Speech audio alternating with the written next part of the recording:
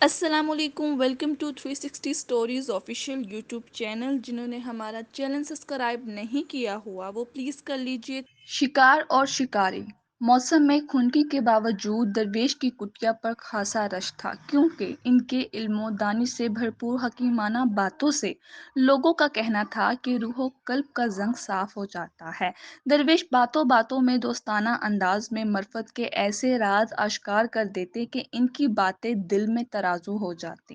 فرقہ واریت، لسانیت اور ہر قسم کے متنازع مسائل کو وہ کبھی زبان پر نہیں لاتے تھے۔ اس دن درویش نے حاضرین پر ایک نظر دہرائی اور تبسم فرما کر کہا، ہم سب کو ایک دوسرے کی دل آزاری سے گریز کرنا چاہیے، کیونکہ دل آزاری کا شمار بڑے گناہوں میں ہوتا ہے۔ اسی سے نفرتیں، کدورتیں اور رنجشیں جنم لیتی ہیں، جو لڑائی جھگڑوں کا سبب ہے۔ لیکن کچھ باتیں سمجھانا ضروری ہو تو اس کے اظہار کا مناسب طریقہ اختیار کیا جائے، تو دل و دماغ کو حاضر کر کے یہ باتیں سن کر گرہ لگا لیں کہ ان میں کوئی نہ کوئی پوشیدہ ہو سکتی ہیں۔ ایک دن شہر سے ایک شکاری نے کنڈی میں گوشت کی بوٹی لگا کر دریا میں پھینکی۔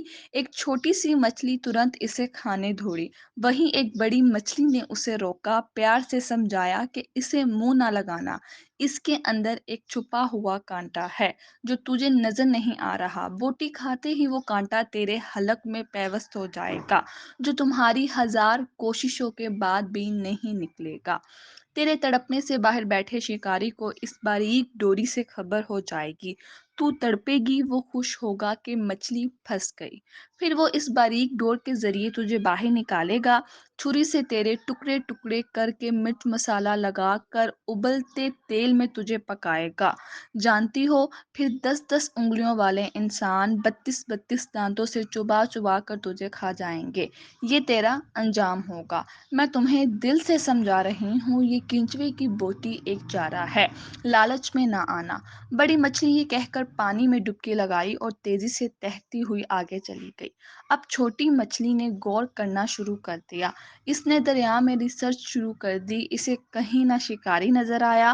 اس نے پانی سے سر باہر نکالا، نہ آگ، نہ کہیں دھواں، نہ کھولتا ہوا تیل، نہ ہی مرچ مسالہ، اور نہ 10 انگلیوں اور 32 دانتوں والے انسان۔ ماحول میں ایسا کچھ بھی نہیں تھا۔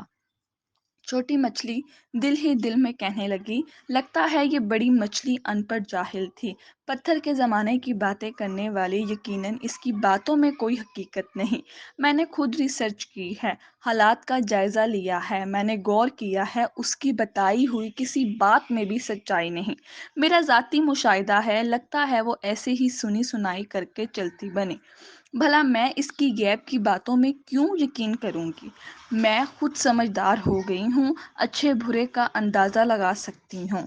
آج کے اس ماڈرن سائنسی دور میں پرانے فرسودہ نظریات کیسے پنپ سکتے ہیں؟ چھوٹی مچھلی نے پھر غور و خوض کیا، حالات کا جائزہ لیا، اور پھر کافی سوچ بچا کر اس نے اپنے ذاتی مشاہدے کی بنیاد پر تیزی سے گوشت کی بوٹی کو کھانے کے لیے منہ کھولا ہی تھا کہ اس کے گلیپھڑوں میں کانٹا چبھا اور پیوست ہو گیا۔ چھوٹی مچھلی اچھلی کودی تڑپی، اس کی تمام تر دانش و وری، تجربہ، ذہانت اور ریسرچ دھری کی دھری رہ گئی۔ شکاری نے ڈور کھینچ کر باہر نکالا، پھر آگے بڑی مچھلی کے بتائے ہوئے سارے حالات چھوٹی مچھلی کے سامنے آ گئے۔ درویش نے آہ بھرتے ہوئے کہا، بینہ انبیاء علیہ السلام نے انسانوں کو موت کا کانٹا چبھنے کے بعد پیش آنے والے غیب کے سارے حالات و واقعات کھول کھول کر بیان کر دیے۔ ان کے بعد اولیاء کرام نے رشود و ہدایت کا سلسلہ جاری رکھا۔ بڑی مچھلی کی طرح کے عقل مند انسانوں نے انبیاء کرام کی باتوں پر ایمان لا کر زندگی گزارنی شروع کر دی۔ چھوٹی مچھلی والے نظریات رکھنے والے انبیاء کرام کا رستہ چھوڑ کر اپنی ظاہری ریسرچ کے رستے پر چل رہے۔ موت کا کانٹا چبھنے کے بعد سارے حالات سامنے آ جائیں گے۔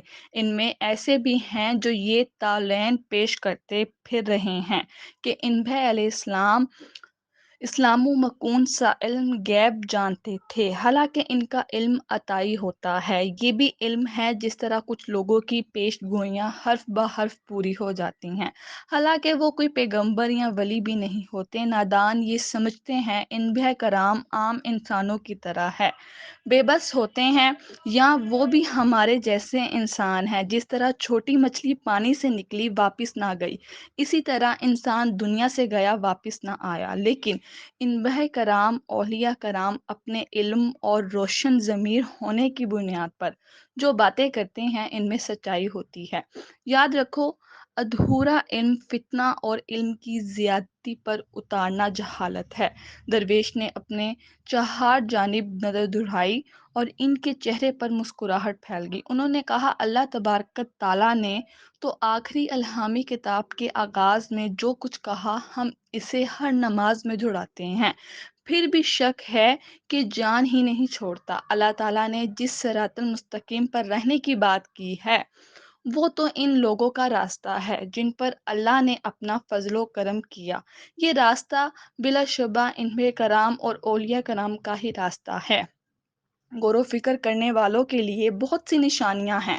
اب اگر کچھ لوگ شعبہ بازوں کو ولی مان کر ان کے گرد جمع ہو کر منتیں مرادوں کے لیے ان سے تعویذ لینا شروع کر دیں تو ان کا حال پر کیوں کر تبصرہ کیا جا سکتا ہے۔ شعبہ بازوں نے تو شکاری کی طرح کنڈیاں پھینک رکھی ہیں۔ ایسے لوگوں کے حق میں دعا کیجیے کہ اللہ ان کی اصلاح فرمائے اور ہدایت سے نوازے۔